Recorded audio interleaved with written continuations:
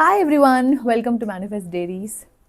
So ನಮ್ಮ ಇವತ್ತಿನ manifest ಡೈರೀಸ್ನ ಟಾಪಿಕ್ ಬಂದು gut health is emotional health ಅಂತ ಹೇಳ್ತಾರೆ. ಅಂದರೆ ಇತ್ತೀಚೆಗೆ ತುಂಬ ವೈಡ್ ಸ್ಪ್ರೆಡ್ ಆಗಿರೋಂಥ ಟಾಪಿಕ್ ಅಲ್ವಾ. ಸೊ ಅದು ಆಯುರ್ವೇದದಲ್ಲಾಗಿರ್ಬೋದು ಅಥವಾ ನಾರ್ಮಲಿ ಯಾವುದೇ ಒಂದು ಇದರಲ್ಲಾಗಿರ್ಬೋದು, ನಿಮ್ಮ ಗಟ್ಟನ್ನ ಚೆನ್ನಾಗಿ ನೋಡ್ಕೊಳ್ಳಿ, ಎಂಥ ಇದು ಕ್ಯಾನ್ಸರ್ ಅಂತ ಕಾಯಿಲೆನ ಬೇಕಾದರೂ ಕೂಡ ಅವಾಯ್ಡ್ ಮಾಡ್ಬೋದು ಅಂತ ಹೇಳ್ತಾರೆ.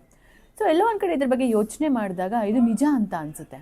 ಯಾಕೆ ಅಂತಂದರೆ, ಈಗ ನೀವು ಯಾವತ್ತಾದರೂ ಒಂದು ದಿವಸ ಈಗ ಹೊರಗಡೆ ಹೋಗಿ ಯಾವುದೋ ಒಂದು ಮದುವೆನಲ್ಲಿ ಹೆವಿಯಾಗಿ ಊಟ ಮಾಡ್ಕೊಂಡು ಬನ್ನಿ, ಅಥವಾ ಈ ಬೇರೆ ಇವಾಗ ಈ ಚೈನೀಸ್ ಫುಡ್ಡು ಅದು ಇದು ಅಂತ ಚೆನ್ನಾಗಿ ಹೊರಗಡೆ ತಿನ್ಕೊಂಬನ್ನಿ. ಬರೀ ಕೆಲವ್ರಿಗಂತೂ ಹೊಟ್ಟೆನಲ್ಲೇ ಕಿರಿಕಿರಿ ಶುರು ಆಗೋಗ್ಬಿಡುತ್ತೆ. ಇನ್ನು ಕೆಲವ್ರಿಗೆ ನೀವು ಬೇಕಾದ್ರೆ ಅದನ್ನು ನೀವೇ ನಿಮ್ಮಲ್ಲಿ ಅಬ್ಸರ್ವ್ ಮಾಡ್ಕೊಂಡು ನೋಡ್ಬೋದು. ಇಡೀ ದಿನ ಏನೋ ಒಂಥರ ಆ್ಯಜಿಟೇಷನು ಅಥವಾ ಆವಾಗವಾಗ ಸಿಟ್ಟು ಬರೋದು, ಈ ಥರ ಕೂಡ ನಮ್ಗಳಿಗೆ ಎಷ್ಟೋ ಸತಿ ಆಗಿರುತ್ತೆ, ನಾವು ಅದನ್ನು ಅಬ್ಸರ್ವ್ ಮಾಡಿರಲ್ಲ ಅಷ್ಟೇ.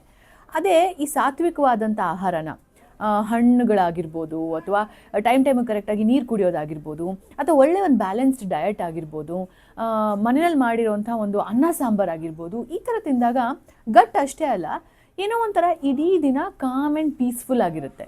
ಸೊ ಅದಕ್ಕೆ ಹೇಳೋದು gut health is emotional health ಅಂತ.